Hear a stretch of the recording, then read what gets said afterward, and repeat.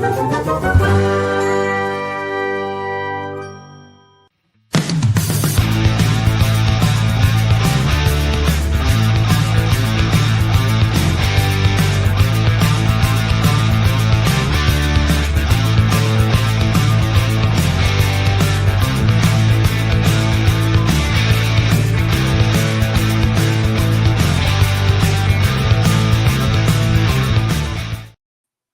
good morning. Welcome to Musings, episode number 388. 388. Yes, 388. I like that. Yeah, getting there. We get a few. Yeah. So how have you been?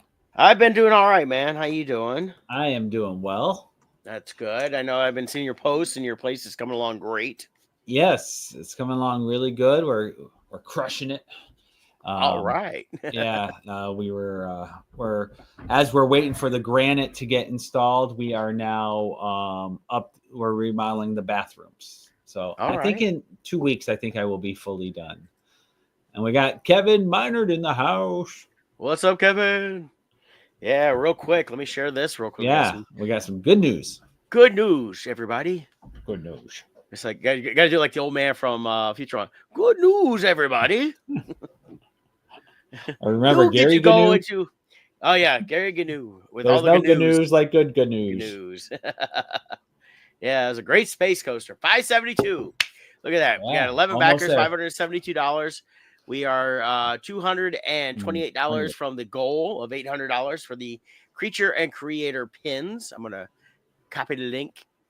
Copy the link. Come on, copy. There we go. And then I'm gonna drop it in the comments here. There you go. So definitely go check out though. Yeah, we got a lot of cool pins. Scott and Kevin designed all these. They're all designed around primarily different creators and creatures, but also within the realms of Crimson Shadows and our Paul Macabre series. So yeah, the pins are really cool, and he's got some great stretch goals where we'll unlock additional pins. And correct me if I'm wrong, Brett, but he said if you get the packages there, you will get the additional unlock pins as well. One is gone. I think there was only 2 of the $100 packages where you got every pin. Okay. So that was that one there. But you could choose a package and you can add on, you can adjust your pledge anytime. So whenever we get into some of the newer pins, like the new Nevermore Skull, which looks really cool, which I can. Oh, I love that combo of those two. Yeah. So that's this one right here. It's locked at $1,000. When it gets unlocked, you can add that to your existing Kickstarter. Nice. There you go. Stuff like that. So a lot of cool pins, stickers as well. So it's a pins and stickers all geared around the creatures and creators. And they all come on a really cool backer. You can see right here. So they'll be attached to that pin backer there. So very cool stuff. I love it. Yeah. Very cool. Yeah, and then I'll just give here we go. Yep. Show. Kevin chimed in. Yep. One. Get everything. Oh, reward love. He was confirming what you were saying. Yeah, the $100 reward, which is that and everything there. Yeah. So, but you can, like I said, you can add on all the pins to your existing reward. So you can get those. That's just the ultimate deal. He offered a couple of those. Yep. So good morning, Kent Emerson. Thank you for chiming in. Went to school with Kent. He lives here in Belleville. That's nice. his, I saw online. It's his wife's birthday. So happy birthday. Happy birthday. That's so cool. So yeah, so check out that Kickstarter. We'll probably talk a little more towards the end of the show, but until then, let's get on with Scott's real estate moment. All right, Team Titans Real Estate. Why you? Because you matter. You know how we do things around here. But I just want to give a update today. We're in the new year still, or actually we're past the first month, so that's crazy. 1/12 done. Today's closing day for one of our clients, so we're excited about that. So actually I'll have to get off like right at 11 and zip downstairs for their closing because that starts at 11. But so it's a good day. Jill just handled the final walkthrough on the house, and she'll be in here in a moment and getting ready for that closing. So good times, but we have a lot of positive forecasting going on for this year for real estate. So a lot of you've been staying at home for years. A lot of people decided to update their houses instead of moving through those COVID years. We're now at the 5-year mark since that happened. So you might be tired of where you're living. Maybe you're tired of your neighbors. Well, we can help you find new ones. So get you around some new neighbors and a new house. So give us a call, 586-232-5144. There's a lot of good things going on in real estate, and now's the time to think of making a move. All right. There so you like go. We talked about, we launched the Kickstarter last night, so that's all going. Got 3 weeks from today. Yep. To support that. But the sooner you get on board, the sooner we hit stretch goals and sooner we unlock new stuff. And that's where you really get the value, is those stretch goals. Yeah. So let your friends and family know about it. Share the links. Also, an update on our previous Kickstarter, Last Light. So I did just this morning get the template that it's not quite what I need, but I think I can make it work based upon what they sent me, to start converting my files to how the printing company needs it. So I'm going to get started on that. And I will, end of next week, the latest, have everything ready for the printer. So that's the next step there. And we'll be placing that order so we can fulfill another Kickstarter. That was as we were talking last night when we were launching, that was our 15th Kickstarter as Bardstone. So the pins are number 16. So we have a good track record. But thanks to all of you who back us. Very cool. Yeah. We've got a couple trailers dropped this week. One teaser, got like a full official trailer from Universal Pictures here. It is the Jurassic World Rebirth, which I didn't like the last 2 Jurassic World movies. I was a little disappointed in how they handled everything. I saw a teaser for it this morning, and it looks like it could be, it's a newer thing, but it's like they're going back to, of course, the original island. It's a different group of people, and I'm not sure how it fits into everything they got going on. It reminded me a little bit of Jurassic Park 3, just they're not going finding some kids that got lost on the island. They're actually hunting for stuff they've done in other ones too. So I was going to pop this up, and we could take a quick look at this. Dr. Henry Loomis, this is Zora Bennett, our mission specialist. Sorry, what mission? This would be a medical breakthrough that could save countless lives. It comes from the largest dinosaurs on the planet. Oh my God. Fortunately for us, all these species exist in one isolated place. Can you be ready tomorrow? I can guarantee your safety. I mean, more or less. More or less? He's your guy? We're the best at moving things and people in and out of places they shouldn't be. Move up towards Barbados, avoid government patrol, but there aren't that many anymore. Why's that? No one's dumb enough to go where we're going. This island was the research facility for the original Jurassic Park. We need DNA from the 3 biggest dinosaurs.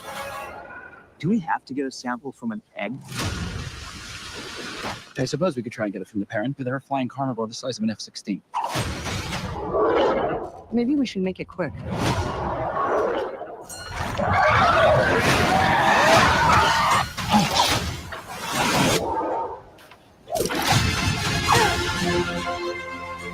These dinosaurs were too dangerous for the original park.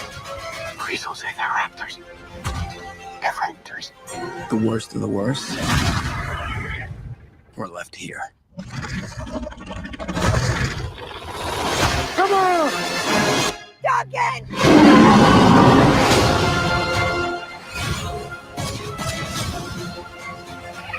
We put ourselves in a place we don't belong. Survival is a long shot. What the hell are those? They're helping the mosasaur defend territory, stalk, hunt. None of what you just said is good.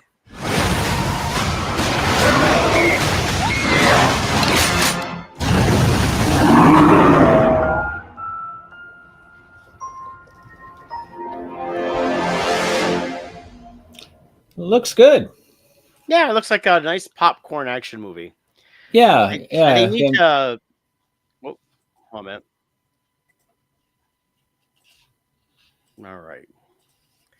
So they need to do is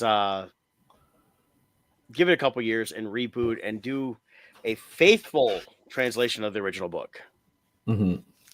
And then go from there if they want to do something like that. I don't know. It just feels like we're kind of caught in the same loop of, oh yeah, here's what we got from 30 years ago, and all the same creatures still here. But it's like, okay, so I guess they're no longer around the world. I didn't see the end of the last Jurassic World because I couldn't even get through the first 20 minutes.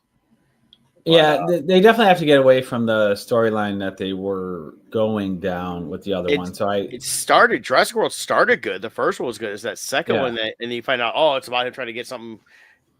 Some cure for his granddaughter or something like that, and they're doing this whole cloning type thing. And then they were trying to do for the military this hybrid human dinosaur DNA, which they actually you could see the designs of those characters, these hybrid human dinosaurs, but it just started getting a little too weird. But I think it's the problem, is they try to it got way too 50s B movie-ish. And with updated all special effects. And I'm like, the original Jurassic Park was good. And then he didn't do anything after that writing wise. So, there's kind of their own thing, but go back and look at that again. I haven't read it in many years, but it's one of the things I may have to reread because it's like, I remember it being really good. And it dealt with similar things they've used in the movies, but just tell a better story. Yeah, well, I really like the first two. I think the problem they have with Jurassic Park is it's a dinosaur movie. It's not a like Godzilla movie where these are giant monsters, right? Kaiju type movie, but they're dinosaur movies. And just like we talked about last week about horror movies, there's something about where when you move it into present day, it kind of loses something. And with Jurassic Park, every time they move it to the current world and the dinosaurs are rampaging through cities, it just isn't the same. There's something about the jungle atmosphere, the prehistoric feel. Well, it's just like what works with King Kong. It's being on Skull Island, right? Things like that. It's having that location. When they brought everything at the end of that second Jurassic World to the mainland, now they're everywhere and everybody has to live with them. It's like, I don't see that happening because, they were all hybrid dinosaurs anyways, but they weren't hybrid designed to survive everywhere. Well, the other problem is if you are going to do the movie where the Jurassic Park enters the real world, like in the third one, like the dinosaurs had been in the real world for many years now. Like something like 5 years or 8 years. It was the time jump. I forget what it was, but humans didn't change anything. Like people are still like camping out in tents, and like if there were these massive predators roaming about, we would change how we build our houses. We would change our habits. We wouldn't just be out in the park and then dinosaurs show up. Like, and that's what got me about that nothing really changed. And then people are at drive-through watching a movie. The dinosaurs would have picked their areas and stayed there. They wouldn't have roamed everywhere. They would have been roaming in certain areas, and those areas people would have fled. Right. Because they basically act like they can't kill them. Now, this one looks like, with her rifle, she's going to be able to shoot a giant alligator and kill it. Yeah. But it is Scarlett Johansson, Black Widow, so she is one of the toughest women on the planet. So I think at this point, when you're facing something that big, as long as you know how to use equipment, give her a good backstory so she understands the equipment, because no one's going to face a 300-pound male or a 100-pound woman. We're both nothing compared to a 2-ton T-Rex. I had to look it up real quick because I was checking something on here, but I forgot there was a second novel, The Lost World. I've never read that. Oh, that's right. I forgot about that. Yeah, I forgot about that one, but definitely the first. I never read that one. Yeah, I'm gonna have to pick these up. Probably get them on my Kindle or something like that and reread these eventually. Yeah, I think you have to go one of two routes with Jurassic Park or Jurassic World. Is if the dinosaurs are entering the real world, you either, like your scenario, you have to explore a scenario where the dinosaurs are around, but humans have created areas where the dinosaurs are, but we have the protections up to stop them from being everywhere, or the dinosaurs completely overrun us, and now we're in a post-apocalyptic world where humans are having to live underground because it's so dangerous above ground. But they went this route of no, everybody's just living in suburbs still. Yeah. Like that didn't make sense. Well, and that's the thing. It's like there's a book called Dinotopia. It came out years ago, and I think I got a copy of it somewhere. And it's basically where dinosaurs were part of the world, and it was something where they basically, if you look at it, the images they show, it's like here I got it right here. So let me share this. And it was they were part of the landscape. It was. It's like this, you can see we're using like a triceratops to ride on, and so the dinosaurs replace other animals in this world. Yeah, they were domesticated. Yeah, so I mean that's where I would see that, but we'll see. It doesn't look too bad. I may check it out. I like if they're going to keep the existing storyline moving forward and pay homage to the old. Based upon the trailer, I like what they're doing. They found an excuse to go back to the island. Yeah, it looks like they're looking for some kind of medical thing. Which even they even brought back prehistoric plants. I recall from the first one. Well, so, yeah, because he spared no expense. Yeah, but there truly would be, like, for medical reasons or scientific reasons, they would want to research all these things to see what new chemicals or compounds can they develop or medicines can they develop. Yeah. So I think that was a cool thing here. And that's what this is here. They're going there trying to extract some DNA, which has always been a contentious part of all the Jurassic Parks. Was there's always somebody trying to get a hold of what they did and the DNA to work with that, and not just they mentioned all the dinosaurs in that one, but the plants they brought plants back in the original one. They talked about that would some could have some medicinal. I mean, some could have not medicinal, more weaponizing capabilities. Mm-hmm. So you never know.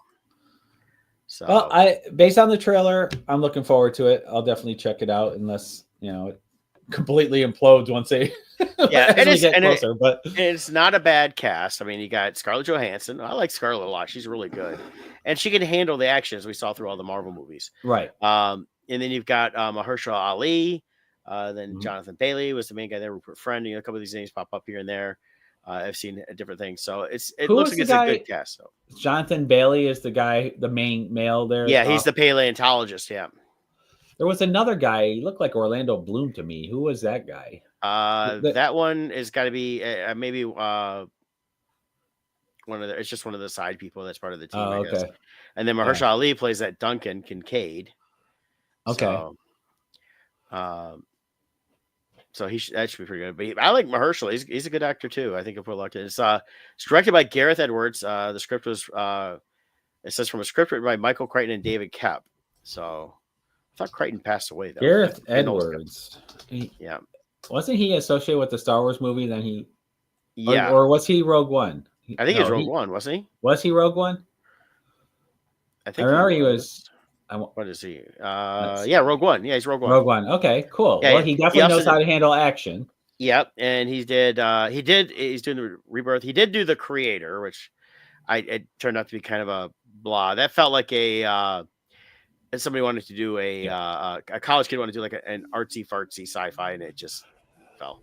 But he did do Monsters. He did do Godzilla. Well, even The Creator, though, honestly, The Creator was perfect in every way except his overall.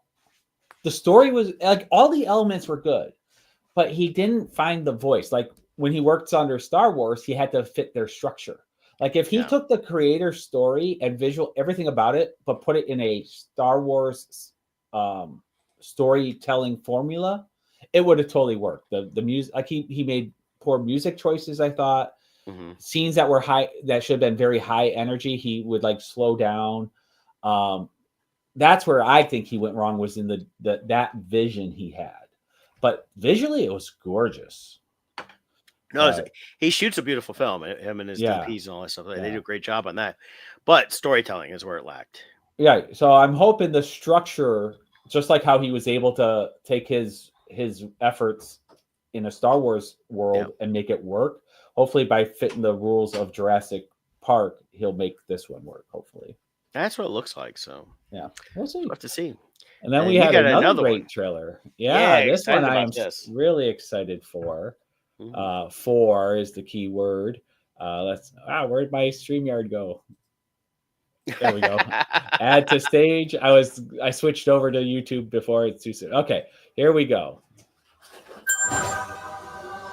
Turn off the closed captioning. Welcome to the Baxter Building. We make a point to do family dinner every week. Sunday at 7 on the dot, no matter what. We're all here.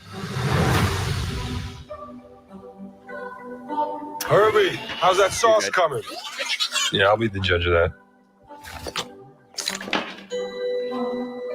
Okay.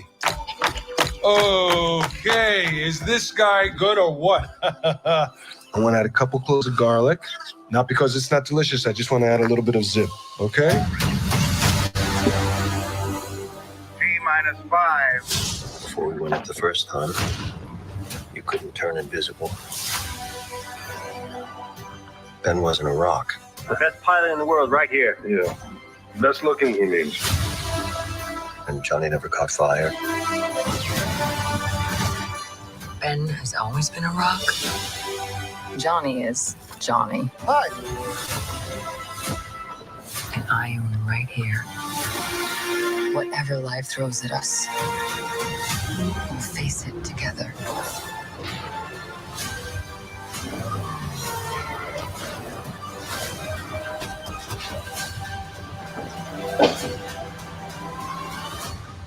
As a family.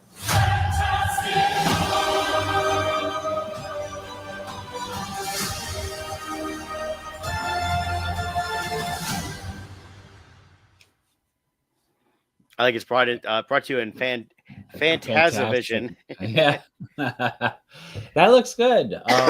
Yeah, I saw something online with the map of New York there, and it was pointing out all the differences from the real New York to this New York. Where the Baxter Building is where the UN building is. Okay. And then a bunch of other like spacey looking, 50s, 60s looking buildings and stuff like that to show that it's set in its own universe at this point in time. Oh, I thought it was going to be part of the main MCU. It's going to be. No, it is. I think this is where they're at now. They're not confirming this, but I believe that's where they will come into our world. It'll be, it's going to be using the different, multi dimensions without getting too crazy and trying to do 1,000 of them. It's like, here's one, and this is all. Let's bring this team over. And I think that's probably what they'll eventually do with the X-Men. Well, in the MCU itself, a few movies back, they showed the Stark Tower for sale, and it said something like coming soon, and the number 4 was on the sign. Yep. And it was a Fantastic Four. And then I think there was reference one other movie, maybe Spider-Man, I forget, but a hint that the Fantastic Four were coming to New York. So yeah, and I think what they're going to see is we'll have this movie here where they're set in the 60s, and then however they end up in the modern time, they will take over the Stark building, and they'll become the new Baxter building. They both have a very similar architectural structure as shown. So with this being in the 60s, that would have been 60 years ago, 65 years ago. So yeah, if they're going to have the same characters and be within the MCU, they'll have to do some kind of time jump. Yeah, to bring them into the modern. Well, and the thing of this is always that if it is different worlds, and they're crossing over, the worlds themselves, the times don't always line up. This world's here is technically in their 60s, where our world is in the 2025s. So they'll be able to jump through all that stuff. So very cool. So it'll be interesting. I'm excited for what they got. They got a good cast. John Malkovich is in it. You've got Pedro Pascal. I think I like the way he's handling himself as Mr. Fantastic. Now the way the Thing is acting, they must. I'm guessing we're jumping into the storyline. They've been in these forms for quite some time because he definitely seems comfortable. Yeah, that's what it looked like himself. It's not going to be like the other Fantastic Four where you spend like half the movie of them going to become. Right. I think they're doing like they did with Spider-Man. Well, the origin's easy enough. Get them right into it. Drop them into the middle of it. This is 6 months, a year, 2 years after it happened. Is my guess on this. Again, no confirmation on that. But that's what really worked with Spider-Man. They introduced him in Civil War, and then with his own movie, it's like, yeah, I've been doing this for like 6 months, you know. And yeah, you can easily explain origin stories through flashbacks or conversation. I think just simple conversation is the best thing. Yeah. Don't even do much flashbacks. They don't need to spend 20, 25 minutes. No, I just mean in the course of a conversation. You could have a montage where you see them doing something and that's it. It was a 1 minute thing at most and you move on. We all know the origin story. Yeah, there's 2 movies with origin stories of the Fantastic Four in the last 20 years. Right. 30 if you go back and look at the Corman one. But this is the best looking thing. He looks more like he should look.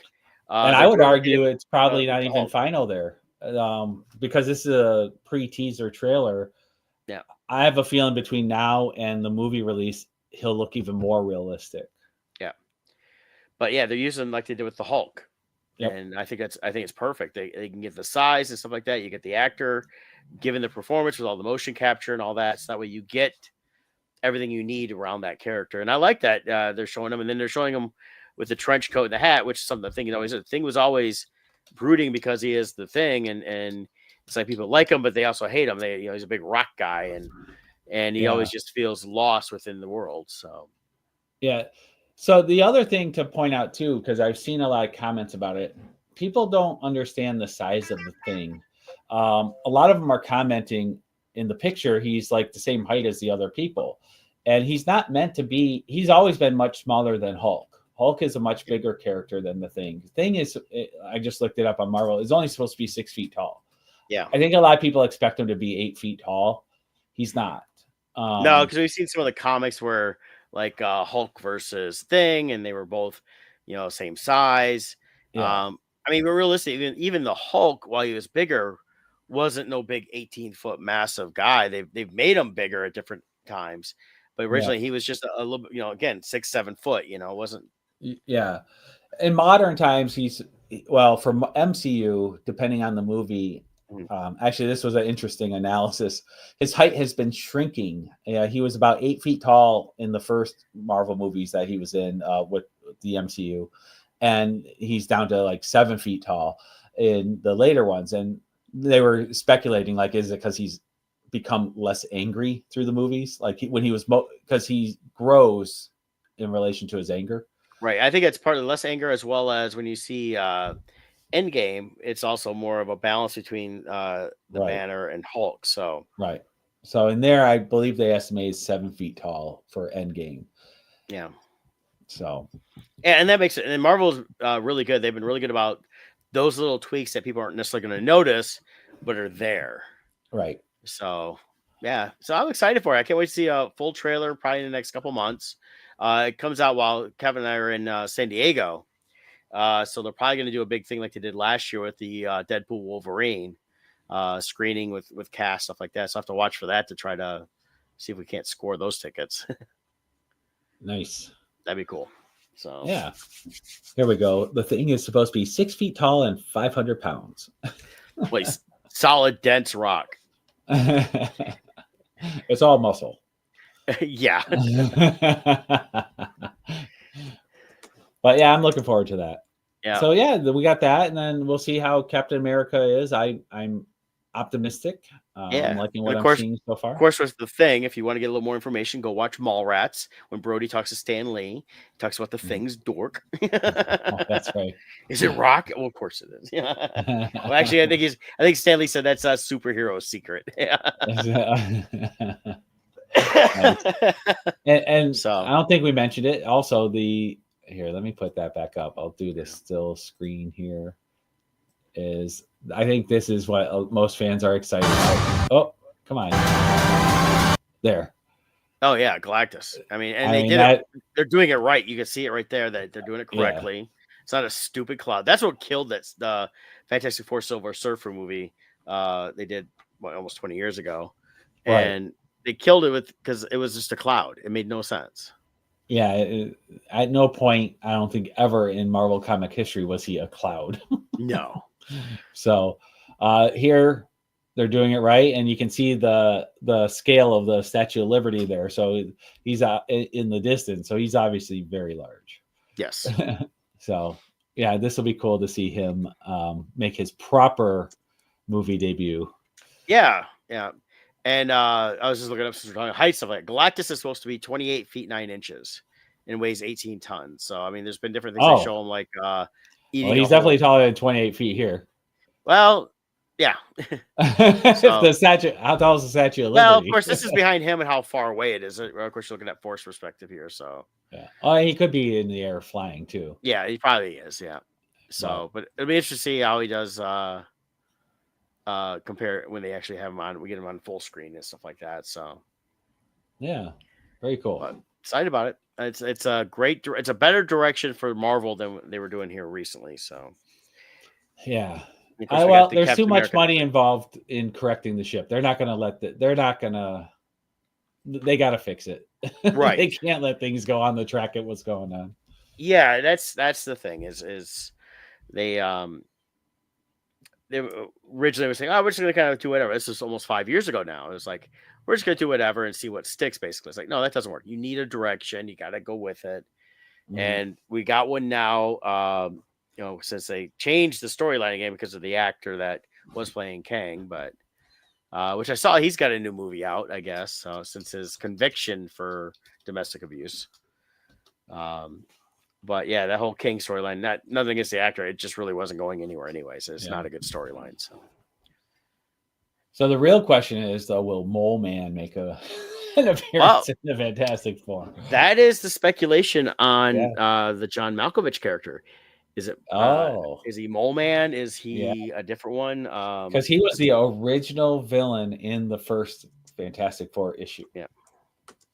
Yeah, I saw something earlier, and it's one of those things where you try to save it and you can't. So the other one is I've been seeing here was because of the way he looks, and one of the pictures I've been online is he could be Red Ghost, which is Dr. Ivan Kragoff, aka Red Ghost, Soviet scientist, communist, introduced during the space race Cold War. So I mean that would fit the timeline for that. Okay, yeah, I could see, looking at how the character looked in the comic book, I could see that. Yeah.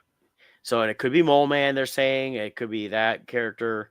And that's a character that a lot of people don't know about, because it's not one that's talked about very much in different parts of anything, superheroes and that stuff. So, yeah, if you shave that beard off of Malkovich, he'll look exactly like the comic book character. Yeah, here's one right here. It looks really good. But yeah, I mean, the Mole Man, I could see them maybe doing something with that, but it may not be him. I'm wondering if they're going to go a little more bigger villain, and this would be kind of more of a bigger villain. But that's you can see that right there. So I think if Mole Man makes an appearance, it'll be they'll make it kind of a funny thing because it's such a goofy thing. Sounds like a dermatologist's worst nightmare. Yeah, Jill's here. She said the name Mole Man sounds like a dermatologist's worst nightmare. Well, they did a parody of Mole Man with at the end of the first Incredibles movie, The Underminer. Yes. So I mean, they have, since it's all now Disney, they have that app. They could use that too. So bring that out and say, oh well, yeah, here's the Incredibles. We'll take care of Mole Man for us. So I don't know. I'm excited. We got a couple decent stuff coming out this year, which is not too bad. So what else have you been up to? I'm surprised they released that trailer with the Super Bowl coming up. I thought they would do something for Super Bowl, but you know what? The Super Bowl costs are ridiculous. It is. And I think to do a reveal during the Super Bowl like that, they're like, no, screw it. They're doing their own in the morning. So like the Marvel one was on ABC. So that, because it's all Disney, and they can do it through their own news people talking about, so they get a lot more advertising out of it than anything else. And then today was the Jurassic World one, which of course was through NBC, Peacock, which is Universal. Here's a list of Super Bowl ads that are expected. Yeah, I've seen a few because they keep showing some on the different channels, and some hits, some misses. Yeah, some Bud Light, and they did a new one today on Today's Show I watched this morning. It was with Seal, the singer. Oh yeah, and it's a new like lime Mountain Dew or Baja Mountain Dew. It's not new; it's been around for a while, and it's he sings his "Kiss from a Rose," but it's a kiss from a lime. Oh, and they got him as a CGI seal on a rock with a bunch of other seals around him. oh. And he said that I saw an interview with him on the show. He said his brother and his kids rewrote the lyrics. He said, my brother's been wanting to do that for a while. Make a parody, basically, it sounds like. And then he's sitting in the boat with the other people when they see the seal. So I thought that one was funny. Yeah. So, but there's been a few I've seen a couple of years that are so forgettable I forgot them. Yep. But yeah, Super Bowl coming up. We've got the Chiefs and the Eagles. I've been wearing my Eastern shirts last couple of days in support of the Eagles. So. Yep, the Eagles, EGLES. Yep. Did you see that clip with the mayor of Philadelphia? Yeah. I liked her response though. Her response was, we never said we're perfect, especially after misspelling the Eagles yesterday. Well, they all do. I catch tons of misspellings on local news and national, and it's stuff I look at going, what are they? Literally, it's like, oh, put up a graphic. Type it up now. Okay, there you go. I mean, I misspell stuff all the time while typing, but I'm going too fast. But she did it ready. Out loud to the audience. Yeah. You see everyone around like, do we tell her? Eggles? Okay, it's the Eggles. Who's the Eggles? Yeah, I even seen them have merchandise now with that on it. Oh, well, yeah. I mean, it's just like everything. You've got to, if it goes, viral, there's t-shirt guys right away going, okay, get that t-shirt going. Come on. Drop the A. Yeah. It's now the Philadelphia Eagles. See, and Eggo needs to pick up on that now. Yeah. And, Eggles. You can get those, but yeah. Did you see where the Goonies all reunited to watch? Yeah. I don't know if you saw the Goonies reunited. They Ke Huy got to put his hands in the by the Chinese theater there in Hollywood. Oh, that's cool. Yeah, so they all came out in support. So I was like, well, that's cool. I think it's a hint. They're going to do a new Goonies movie. And it's going to bomb miserably. Bye. Gotta go work. Jill's heading out to go to our closing. I'll be going there soon. Yep. One other thing that's really cool with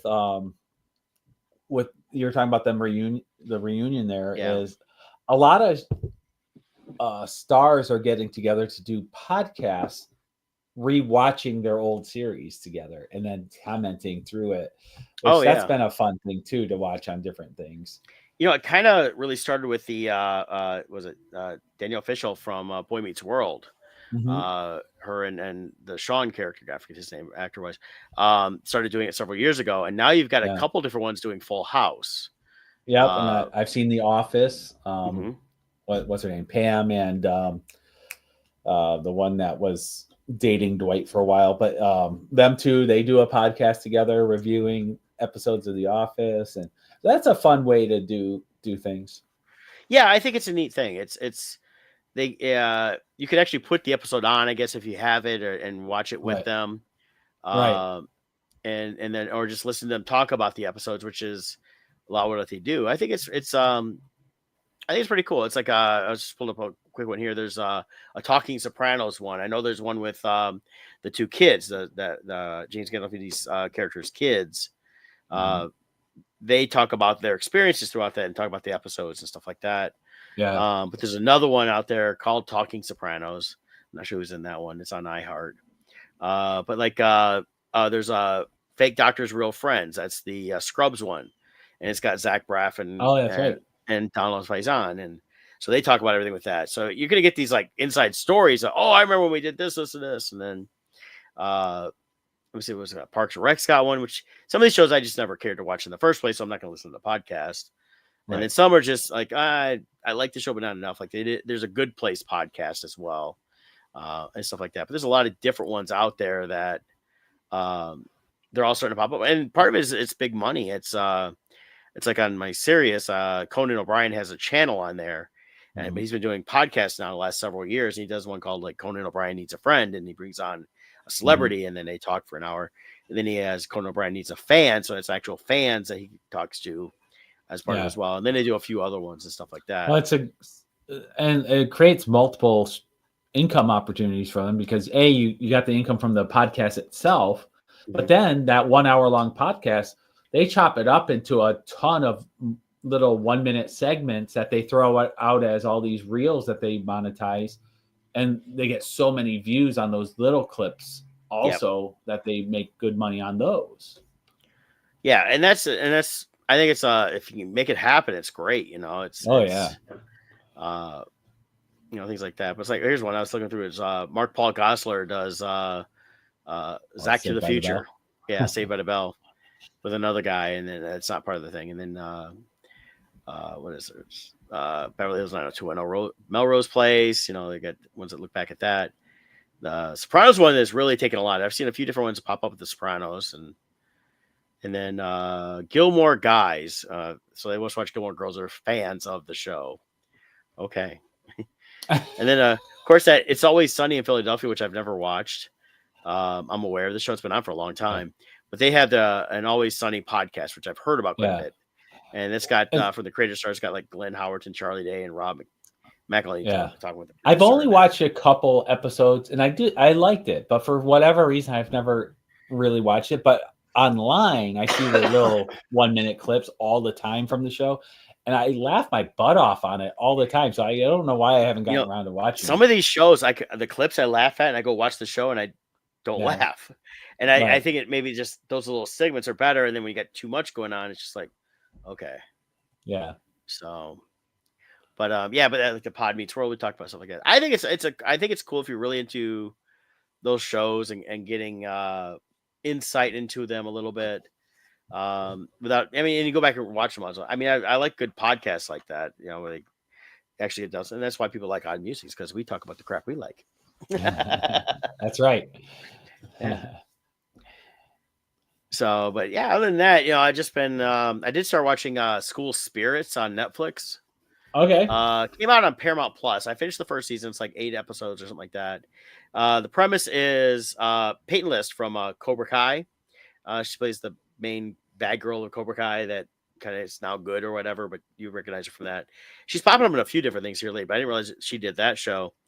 And her character pops up in the school, and she's now dead. Realize there's other dead ghosts in the school, and they all died within the school grounds, so they're basically all stuck at the school. Oh, okay. And it's like ghosts. And there's a group there that kind of meets, and there's a teacher that died that is kind of working with them and helping them try to figure, do their thing or whatever.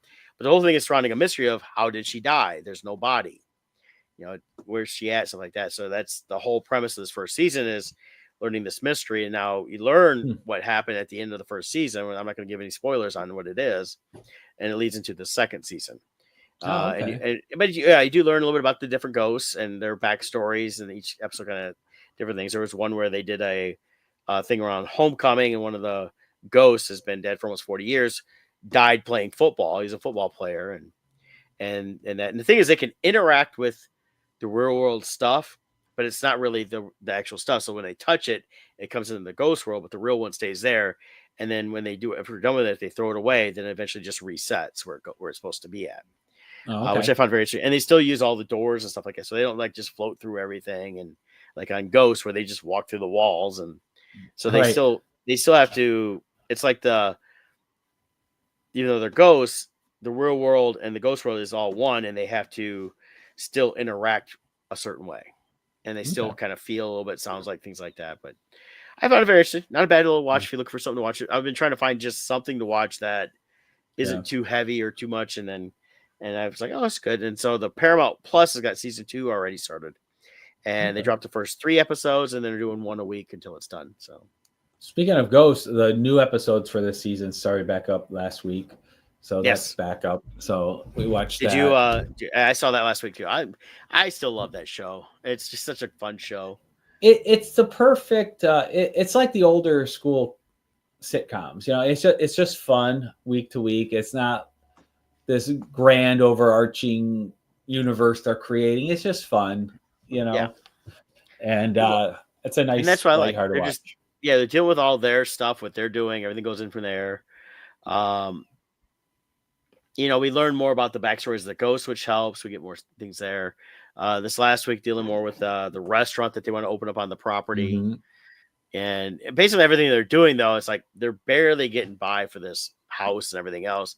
And then learning more about their past because, the main girl is a descendant of one of the ghosts. And so that's how she got the house and everything else. I loved how one of the ghosts named Hetty, she's kind of the wealthy woman who died a couple hundred years ago. And the house is owned by them. And the main character, she's a descendant of hers. But she's always had a prejudice against the Irish, and through an ancestry test they found out that she's Irish, and she's like horrified that she's Irish. I like those that it was Thor knew about it, and he kept it quiet, but then you find out that he was her childhood imaginary friend, so he's always kind of looked after her, which I thought was really cool on that. They actually covered that in a previous season. But it's like they talked about the red hair and pale skin didn't give any of that away, Right. But I love Thor's speech to her all about how hate is so useless and all this, and how all people are saying, and then he ends it with except the Danes, because the Vikings hated the Danish. Yeah. So he's like, except the Danes, they got cauliflower for brains. Yeah. They're okay to hate. Yeah. So I thought that was funny, but it's a good show. No, that was good. Yeah, so those are back on track if you like to watch it. While it's I only watch a few really regular network shows. I watch Ghosts. I'll pop on a couple other ones here and there just because when I'm bored, I want to put something on for real quick, just to have something on. But still watch my NCIS. I like that one. The NCIS Origins has been really good.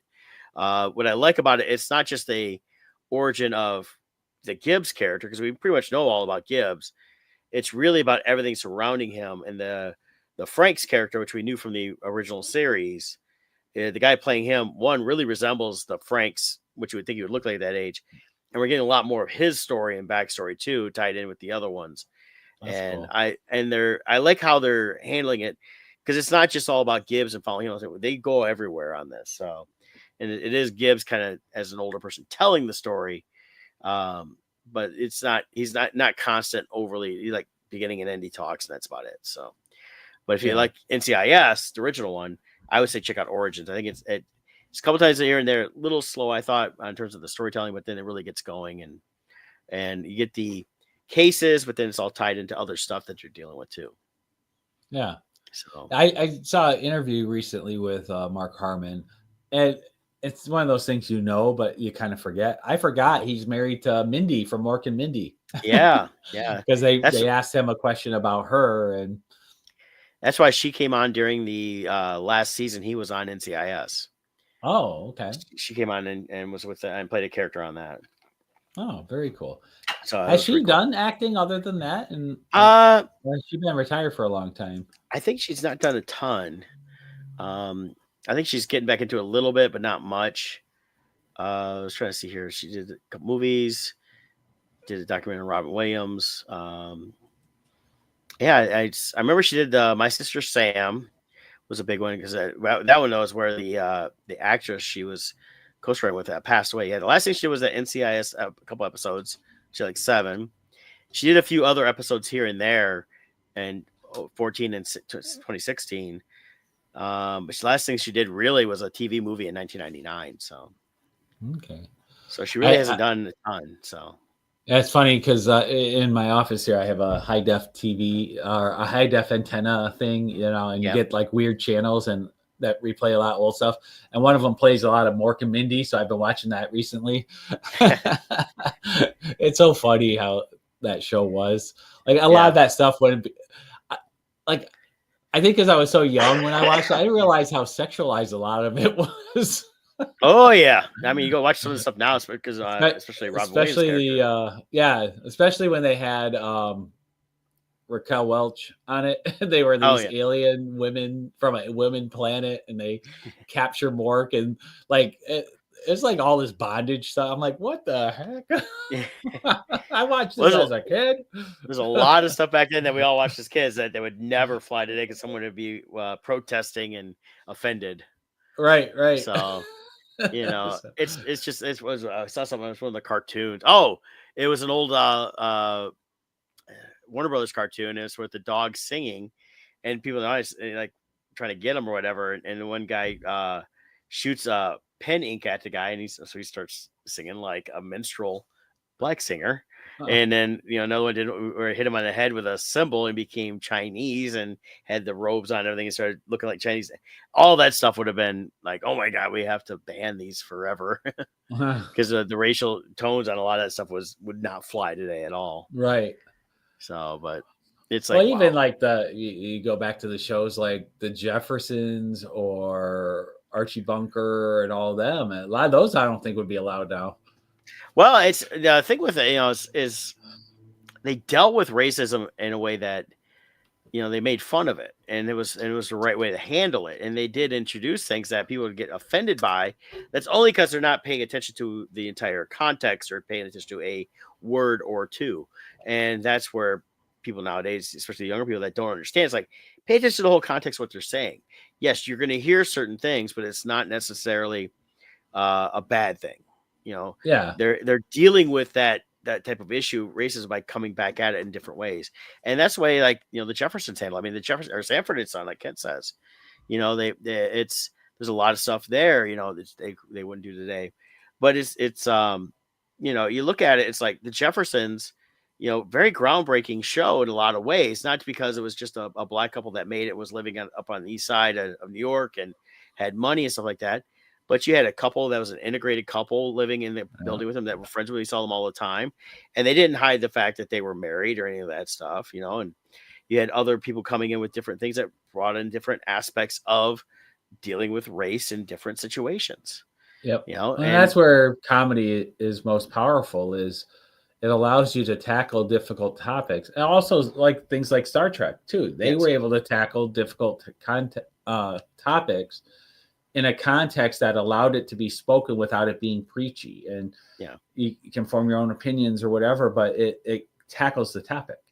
And they did that through comedy a lot as well. And that's one of the things where we want to censor comedy to prevent feelings from being hurt, but it's how you address issues. You need the harsh reality thrown in with the comedy for them to deal with those situations, stuff like that. And there was a lot of great shows that we saw growing up through the 70s and the 80s that handled a lot of that stuff. You and I both, as white males here in America, I grew up watching like Sanford and Son. Like Ken said there, What's Happening, Jeffersons, shows like that. It was a lot of those great shows in that, and they were done with comedy. A lot of great actors. And as a young person in the 70s, I never thought nothing of the color of their skin. As a kid, I found it funny. It was funny. As an adult, you go back and really understand the context of what they were dealing with in a lot of those shows. And you realize, wow, you see it from a whole different light. And that's actually like with the podcast, that they do in these different shows. It's like with especially like the Boy Meets World one. I mean, these are two adults who did that show 30 years ago. And now they're going back and rewatching them as adults with their life experiences and realizing how different it is. So, and I think that's where comedy gets lost nowadays. They're trying to be too safe, and you can't be safe. You don't need to be belligerent and rude and disrespectful, but you can be funny in dealing with those issues and handling them. And go back to the stand-up of like Richard Pryor or I think some of the best ways to handle racism is to make it funny, to laugh in its face and take care of it that way, and realize that if you're constantly just offended and you want to write your stuff online or show for a protest to say because you're offended, you're not dealing with it. Deal with it by laughing in its face and saying it doesn't affect me because you don't affect me. And that's where the comedy was, and that's what you saw a lot in those older shows that were able to handle it. And definitely some of the things they did back then, especially like, Robin Williams and Work from Work, sometimes a little too more over sexualized tones, but now when we look back on them, but they don't necessarily work today. It's like I watched Chasing Amy, Kevin Smith. I love Kevin Smith. I hadn't watched it in several years, so I ended up watching it last night, and I still enjoyed it for somewhat, but a lot of the things that don't hold up in today's climate. stuff like that, because a lot of things have changed, but back in the 90s, 30 years ago almost, some of the things he was exploring in that topic were kind of relevant on how some people felt and thought. And that's mostly how he felt when he was writing it on different issues dealing with, the LGBT community back then versus now, and how they handle that. Whether it's comedy, sci-fi, whatever the genre, the creative outlets of artists it's a reflection of the modern time, of the current times that they are being done in. And that's also one of the dangers of trying to go back and censor stuff that happened in decades ago and like, oh, we can't watch anymore. I think it's important to watch those kind of things because it also shows you where you are now versus back then too. But if you just censor it and shut it down, you don't have a measuring stick. You can't look back and say, oh, look how far we've come because look how they talked about the topic then versus now. Yeah. And so a lot of times they're not talking about the topic. They're just preaching or condemning, and there's no real dialogue. And even like Kent says, music has become more racy. Well, just how they dress at the Grammys for sure, or lack of dress.